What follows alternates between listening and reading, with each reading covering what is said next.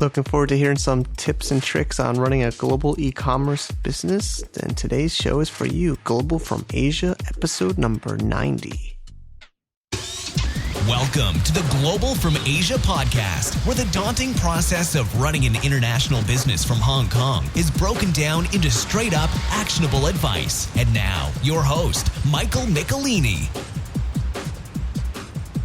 Happy Tuesday morning, everybody. A little bit excited today. I've been kind of starting to pencil in my plans for my U.S. trip in September. I'm going to be heading out of Hong Kong on September 11th to San Francisco with the wife and kid.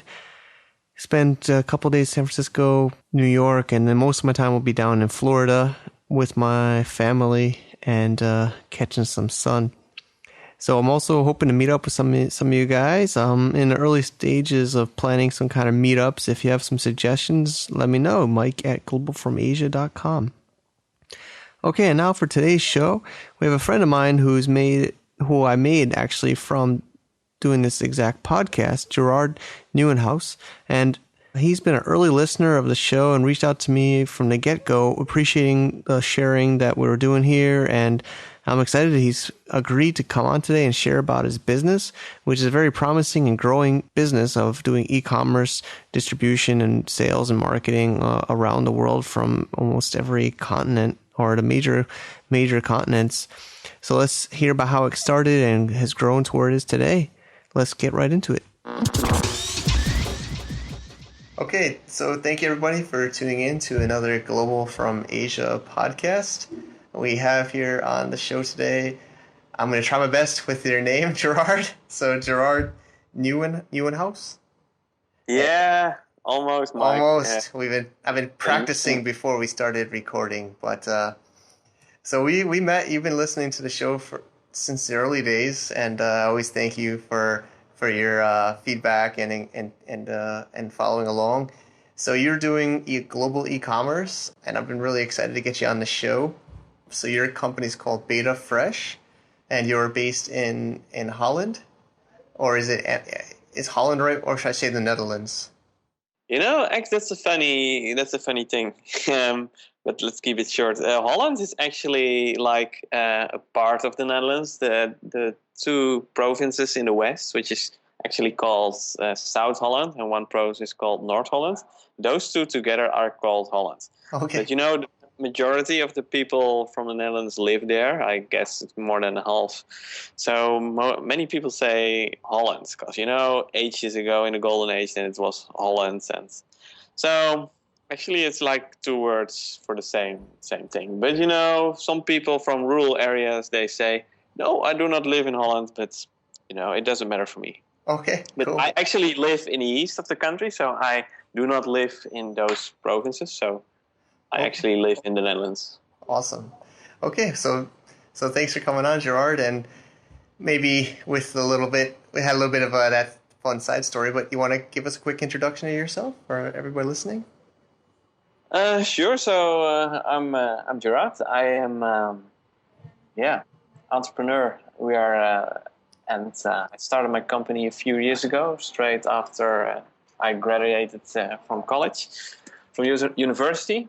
I finished my master's and decided to jump on the e-commerce bandwagon and hustling since then. Cool. Yeah, I think you're doing a really great job, and we've met a few times now when you've come over this side of the world, and it's been great. So yeah, we're focusing today on global e-commerce, which fits well with our show. We have a lot of e-commerce listeners and businesses. So I guess it probably sounds basic, but maybe give people what you interpret global e-commerce as. Yeah, since the Netherlands is a small country and it means a small market, I always had the idea to, when I start some kind of e-commerce thing, I want to sell globally. And, nowadays I was looking at sites like Deal Extreme and all those clones nowadays you have. They can ship for free all over the world. And that sounded really interesting and attractive to me. So I decided I should be able to do the same and, just have an e-commerce site in English and sell globally. Awesome. And yeah, we're going to be talking a little bit about logistics here and fulfillment, which is something you do really well with. And so I guess just to clarify, you have no like traditional channels. You're purely e-commerce online, right? Yeah, actually, back in the days, I started with, just the things you can also find on Deal Extreme. And I was, back in the day, I guess it's maybe 5-10 years ago, I was purchasing 50 charging cables from Deal Extreme, have them sent over in a small airmail package, and resell them on the local Craigslist here in the Netherlands. And at some time, I decided, I would like to also ship from China directly to my customers, but I had to find some products people are willing to wait for a few weeks. Because, if you buy a phone case or a charging cable on a local marketplace, you do not like to wait a few weeks, especially not if, all other sellers are offering overnight night shipping. Because, the Netherlands is a small country, so it's relatively cheap and easy to send something overnight. So I was looking at, and at some time I found that people are willing to wait for gadgets and other, products they discover, and they are not, searching for and want to have it the next day. And that's how we started selling. At first, we started with an e-commerce site called iHelicopters.net, where we sell all kind of iPhone-controlled helicopters, also a few RC cars, and so on. They were all like without a label, so no brand on that. And it has advantages because you do not have to invest a lot of money to reach a minimum order quantity. You can just buy them from distributors and so on. So you can buy like 10, 20 units. But on the other hand, you have a lot of competition out there, and we were one of the first movers, and so we had advantages. But after a few months, people see notice that you might be a little successful, and they start copying.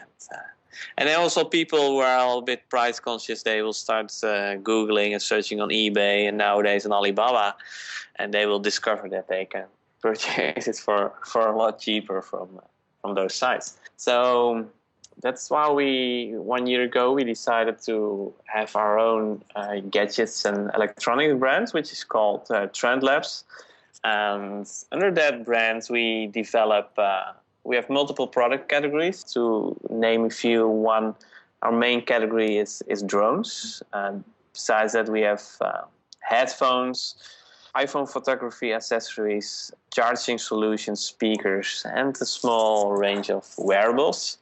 And they are all, we market it as a premium lifestyle electronics label. And we have fancy packaging, fancy user guides, no English gibberish or Chinglish, yeah. Which is actually also, they can also should be easily able to present it in Radio Shack or other retailers, which we are now. We started as 100% e-commerce, just be able to sell to any location in the world on a slower boat, which takes a few weeks, in any location in the world, or a faster solution shipped via DHL, UPS, etc., which should arrive in a few business days anywhere on the world. But we are getting inquiries of people who want to, companies who want to distribute our brand in various locations. So we are now, setting up distribution models and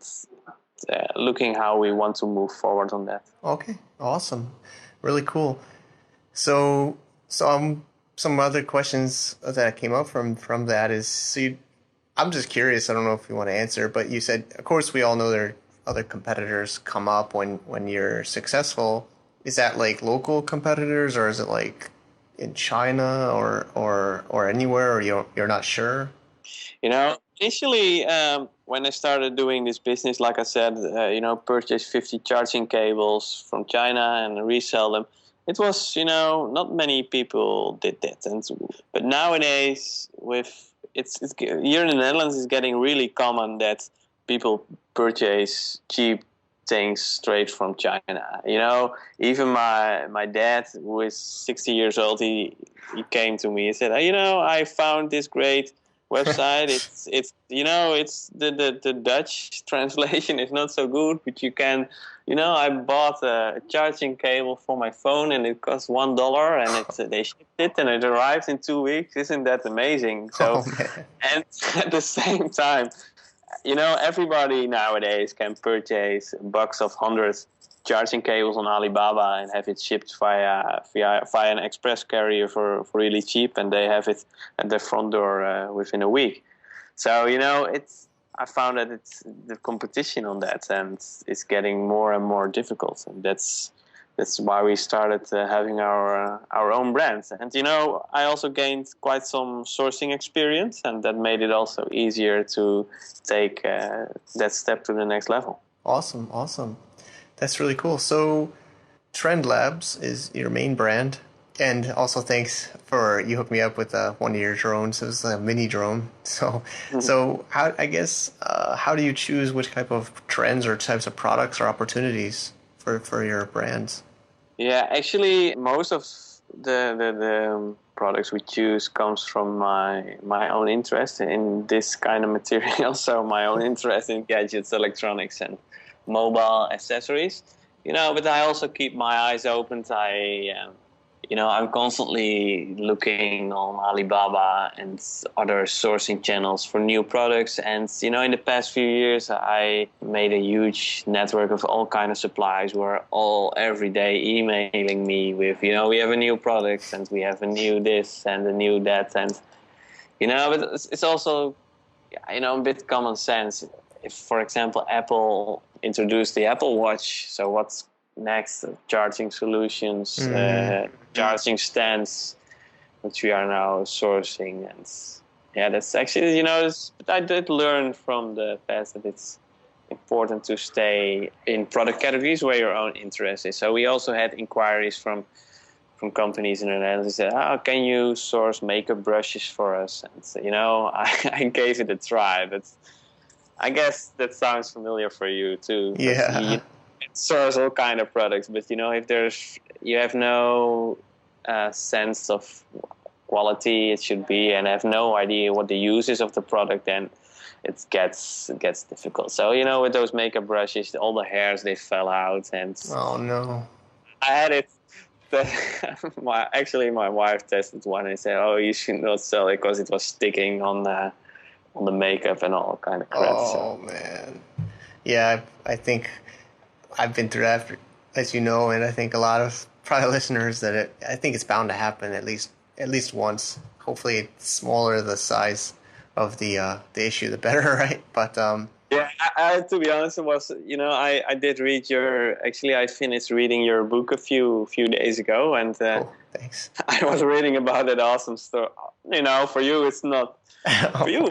At that time, for you, it was not an awesome story, but to read it was great, especially that passage that you are sitting on the street and shouting, I lost all my money because those tables, they were messed up.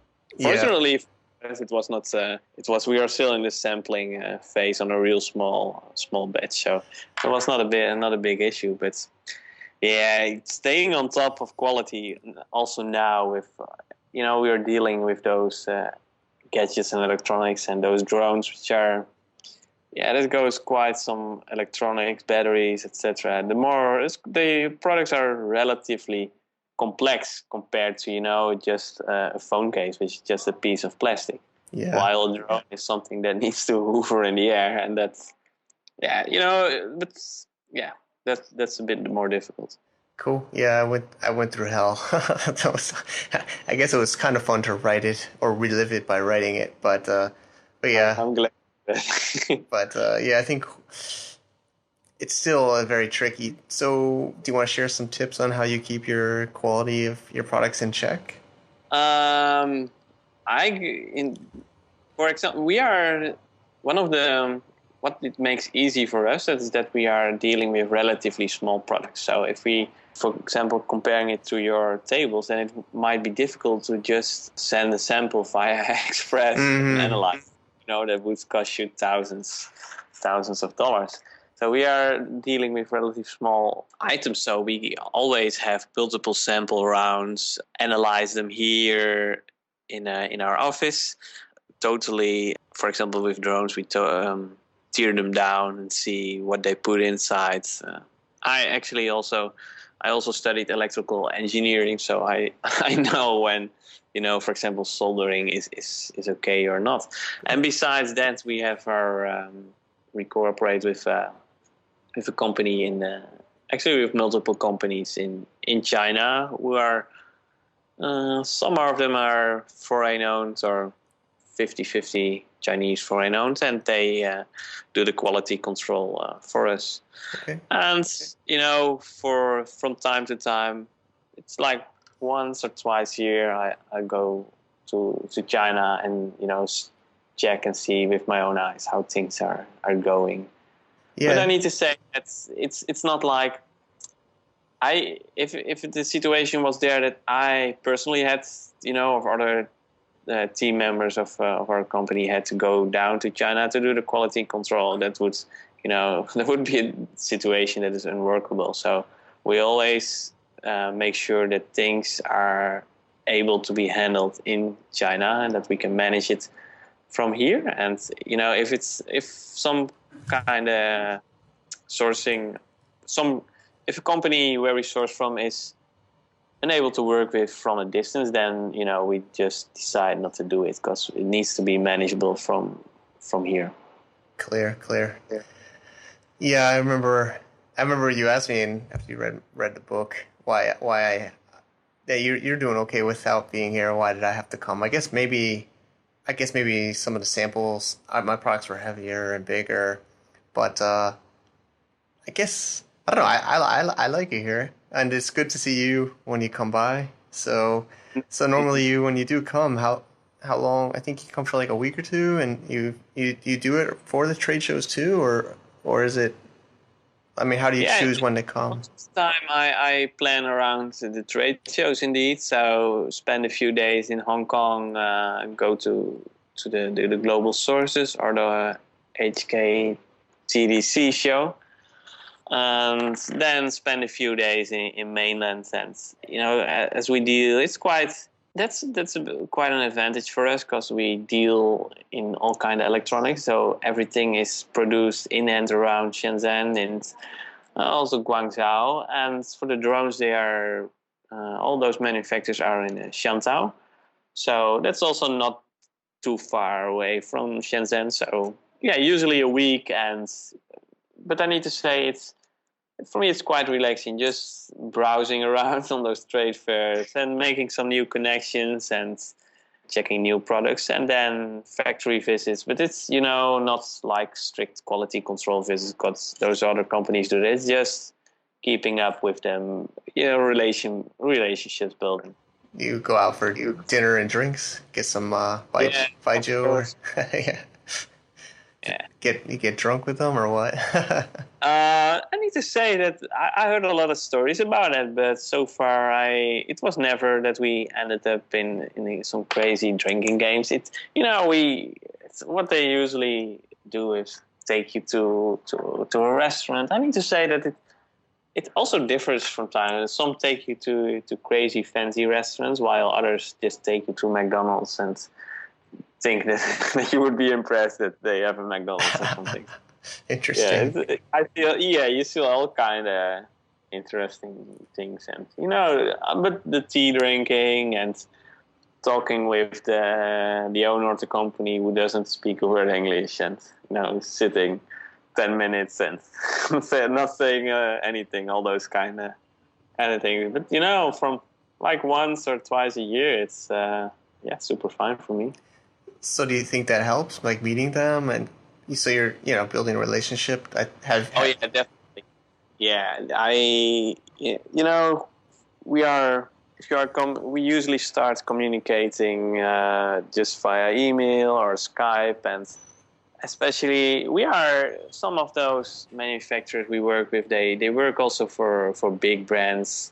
And they push in orders of hundreds, thousands of units. And while our first orders are usually We just reach the MOQ, and repeat orders might be a bit larger, but we are a smaller player in this world, especially if you look at brands like Philips or Sony, etc. So it definitely helps if you visit those suppliers and show them a lot of interest in your company, and as some entrepreneur from the Netherlands I'm 27, they are always surprised to see you appear, and that creates a lot of goodwill with them. Especially, I usually try to take some kind of small gift for them from the Netherlands, and that helps a lot. Once they see, once they have your face kind of in mind, it helps a lot getting things arranged smoother and quicker. Definitely. Awesome. Yeah, I totally agree. And we've had others say on other shows that, yeah, exactly, like taking that time and coming out here and meeting them, and even, like the small gift, I think, goes a long way. So I'm glad it's working for you. I didn't have it on my list to talk about today, but I'm hoping you can give us some insight on your logistics. So I know a lot of times it's very important for e-commerce. So you mostly fulfill out of Shenzhen directly? And do you mind sharing like how an order flow goes normally? Yeah, we have our main logistics center, which is doubles as a consolidator and a fulfillment partner in Shenzhen. Okay. And it just depends how quick the customer wants the product and how much he's willing to pay. So and where he's located. We also work with fulfillment companies in the Netherlands, which covers the European area, and a fulfillment company in Kansas, which of course for the US. And if people need the product fast, and then it's shipped from the US if they are located in the US. If you want it quick and you're in Europe, then we ship it from the Netherlands. And if you are in some other location on the world, then it's usually shipped from China. But if people are willing to wait a few weeks, then it might also show up on our e-commerce site that it's shipped straight from Shenzhen. Got it. And then you have inventory. Is it like just in time? Is it drop shipped? I mean, I know you said you're not. Of course, we know you're not the biggest probably buyer compared to Philips, but do you take inventory in all these places, and how do you manage that? Kind of changed. Back in the days, we also did some drop shipping, and but once you are growing, it starts to get difficult to manage. And now all products are in stock in the 3 locations I just mentioned. Okay. Yeah, it's just our own stock in a warehouse in Shenzhen, and we via our systems, orders are being sent to them on. Real time, live, and they work. They work in shifts of 2 to 8 hours, and it works. We came from a long way. We are already working with the company for 5 years, and they are improving. I need to say that logistics are nowadays also getting better and better. So, for example. PostNL, which is like the USPS of the Netherlands, nowadays has, and even more European postal companies, they all want to jump on that global e-commerce thing, which is happening nowadays. And they set up direct shipping lines straight from China to the Netherlands, and from there it gets distributed all over the world. But the main advantage is that on a parcel, nowadays, if you ship it via China Post, there's all kind of Chinese on it, return address in China. And, if people receive such a parcel, they are quickly to judge it. Oh, it's scrapped from China. And nowadays we can ship directly from China, and it says it's shipped via PostNL with a return address in the Netherlands. And it looks like it's being shipped from the Netherlands while, they ship it from China. And what I've been told is that nowadays there's a cargo plane from Shenzhen or Hong Kong going to Amsterdam, full with all e-commerce parcels which are being shipped via PostNL, and then they are distributing it from Amsterdam airport all over the world. Wow, that's pretty cool. Yeah, And go ahead. Their quality standards are also high. It's also more expensive to ship compared to China Post, for example. But with China Post, you never know, especially after the Chinese New Year. Parcels can take months before they arrive, while such a solution, for example, via PostNL, they are stable to deliver within a few weeks all over the world. Yeah, that's really cool. Thanks for sharing. And I know you recently set up a Hong Kong company, so that's congratulations. How was that process? And maybe just give us some insights in your company structure. Yeah, how was that process? It's it was I took my time for it, and I actually have been looking for quite some time to setting up a Hong Kong company, and perhaps that might also be one of the ways I actually found you. Yeah, I think so. I was looking around in the Netherlands and, inquiring with accountants and all those kind of companies. So I said, I guess it must be an advantage for me to have a Hong Kong company, since we, sell 99% outside of the Netherlands. So what would be the reason for us to have a company in the Netherlands anyway? It's easy, of course, because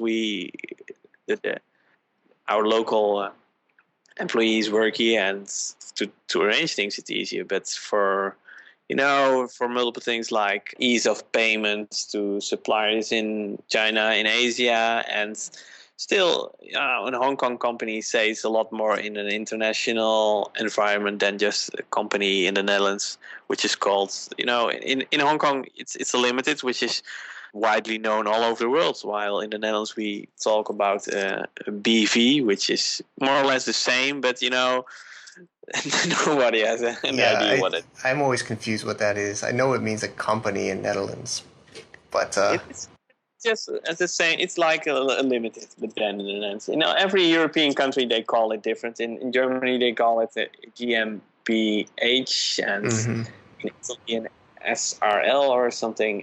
But in the end, it all comes down to some kind of limited. There are always details that differ from country to country. But anyways, I decided, I've been inquiring here in the Netherlands, but it would cost like tens of thousands of euros to get things set up for a Hong Kong company, because there are multiple parties, and I have no idea why it should be so pricey, but I started listening to your podcast and doing some research, and actually ended up with having Bridges, Hong Kong company in Hong Kong, who can arrange all company setups for you.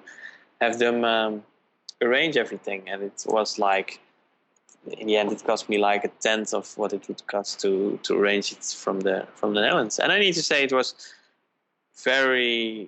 quite easy to have it all arranged from the Netherlands. Just courier some documents to them, and on one of my visits, one of my Hong Kong China visits, I met them, but the sole purpose was to open the bank account, because that's actually the only thing.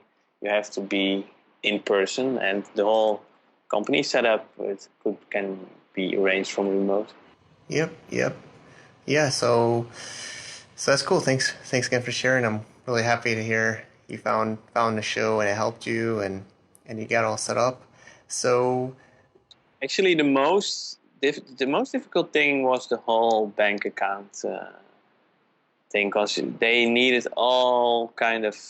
Actually, I wanted the bank accounts, like the beneficial owner, not me as a natural person, but my company in the Netherlands. So they needed all kind of documents that, how do they call it? They have all kind of names for those documents, but they needed. It's like when you start a company in the Netherlands, you have a 10-page notary document with all the blah blah in it, and it needed an English version of that.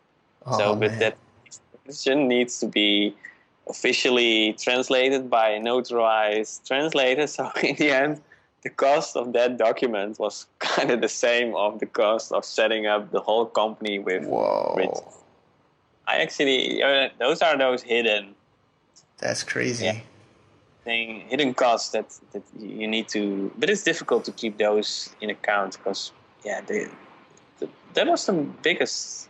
No, that took also months, and I need to say I have no idea what's happening there because it's taking me now already 5 months to getting the credit card for my home.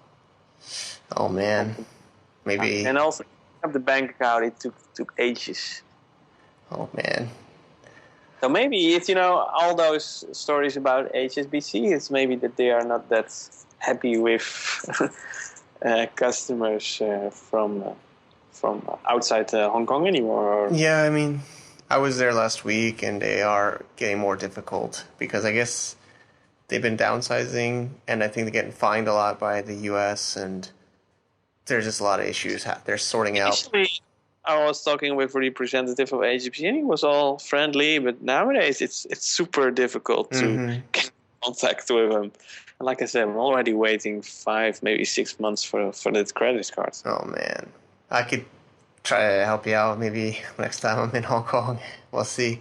But sorry, yeah, but they do make all the documents have to be in English or in Chinese. So yeah, a lot of European friends of mine are not living in like English language, like bank or government documentation have that issue to get notarized in English. Yeah, you need to also be aware that, like, for me, I wanted to have like the company in Hong Kong as a branch, more or less, of our company in the Netherlands. So that requires a lot more additional documentation. Because if you are just as a natural person, like the beneficial owner of the company, then all they can ask for you, is your passport, proof of address. But since the company in the Netherlands is actually owning the company in Hong Kong, they needed a lot of documents about that company in the Netherlands, which were all in Dutch and needed to be translated. So that's definitely something you need to be aware of. And also, they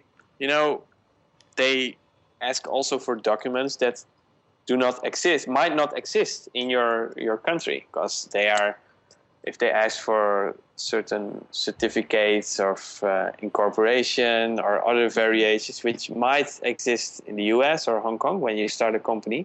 But yeah, here in the Netherlands, if you want to start a company, you just go to the Chamber of Commerce and say, I want to start a company, and say, okay, what's the company name? And then you're more or less finished. Wow.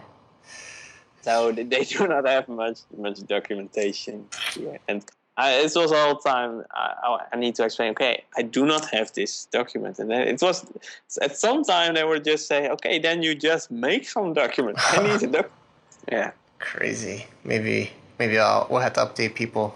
Keep me updated. I'll share with future shows your status. Oh man. Yeah. The status, it's kind of, it's all running fine now, but the only thing we are now still waiting for is that credit card. But the bank accounts and all other things are running fine. And I need to say that Bridge is, I'm not a shareholder of them, but they helped me really, really good. And when it was difficult to get hold of the guy of HSBC, I asked him, can you arrange something? And he said, yeah, of course, we will push them. And if it doesn't work, then we'll find some other representative of them. And cool. Yeah, they were really helpful with tax-related things. That's great. So, I'm really happy that I chose them to have this all arranged. Awesome. That's great to hear. Yeah. Yeah, they're really nice. They've shared a lot on previous episodes, and that's great to hear that. So maybe give some people some insight. What's your daily life? What day in the life of Gerard? What's normally your work? Yeah, hustling. Hustling, right? Cool. Yeah, we are actually doing pretty well, and so we are hiring. We are looking for a sales representative. Actually, at the moment, and we are also looking for a few interns. So I'm now shifting a bit away from delegating tasks to employees and moving away. And besides that, it's all day managing the company and finding great products to sell via our brands and for we also do still some sourcing for a few companies, and growing the company globally. Awesome. That's good, man. I'm really happy for you. And so maybe somebody listening today is maybe in university or working, and they wanna be like you. What would you suggest they do to get started? What I started already while I was in university, and I just started small drop shipping from China, and from there, I was still living with my parents, and I had not, like, I've been reading a lot about that. People say the financial problems is the ground zero for entrepreneurship, and I believe that as long as you have not like huge financial commitments, just experiment and find some way to make money on the internet and try to grow it, that someday once you decide to move to a bigger house or move outside of the house of your parents, so that you have some income and start to grow it from there. Just start small and just do it. Do not. Back in the days, I could spend easily one day fiddling around a logo or whatever. It's just, I learned that it's just important. Just execute. Just go and give it a try without a logo or whatever. Yeah, totally agree. Just do it, because I think we always get caught up in the details and want to have everything perfect, but it'll probably never be perfect, right? So we just gotta keep going and iterating and improving on the way. So that's great tips. So thanks again, Gerard, for coming on and sharing so openly, and maybe plug your website, and if people want to reach out to you or your business, how's the best way they can do that? They can have a look at betafresh.com, and they can reach me at gerard@betafresh.com, and when they look around there, they will see what we are doing, I guess. Awesome. Great, man. So that's a wrap, and thanks for coming. Okay, you're welcome. So thank you, Gerard, for coming on the show. I'm glad you enjoyed it, and we're already talking in emails about getting you on to a future show, maybe a little bit more in-depth and specific strategies. So maybe if some listeners have some questions or some topics they'd like you and I to delve into more, they can let us know on the comments at globalfromasia.com/episode 90. We always appreciate that. And maybe you'll actually become one of the upcoming shows. So we always appreciate it. And no reviews this week, so we'll save a little bit of time at the end. But again, people have been replying and enjoying my weekly newsletter. I never thought I'd be making newsletters, but I try to keep it insightful and share news not just relevant to the show, but around Hong Kong and Asia business. And if you want to check that out, go to globalfromasia.com/subscribe. Okay, so have a great day, everybody. Good luck with your global business enterprise building, and speak soon. Toodles. To get more info about running an international business via Hong Kong, please visit our website at www.globalfromasia.com. That's www.globalfromasia.com. Also, be sure to subscribe to our iTunes feed. Thanks for tuning in.